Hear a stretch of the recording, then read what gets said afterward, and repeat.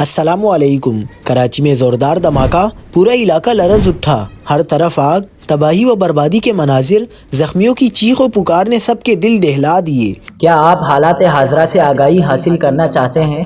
خبر کے پیچھے چھپے اصل حقائق جاننا چاہتے ہیں تو ابھی سبسکرائب کیجئے جل پاکستان کو اور ساتھ ہی گھنٹی کے نشان پر کلک کر دیں۔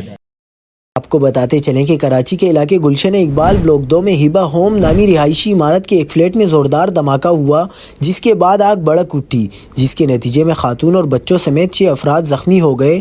پولیس کے مطابق دھماکے سے فلیٹ میں شدید تباہی ہوئی، گھریلو سامان جل کر خاکستر ہو گیا، جبکہ دروازہ ٹوٹ کر دور جا گرا۔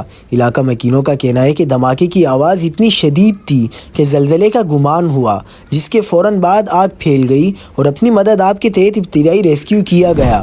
بعد ازاں ریسکیو ٹیمیں بھی موقع پر پہنچ گئی۔ عمارت 4 منزلہ ہے، جس میں ہر فلور پر 5 چھوٹے فلیٹس بنے ہوئے ہیں۔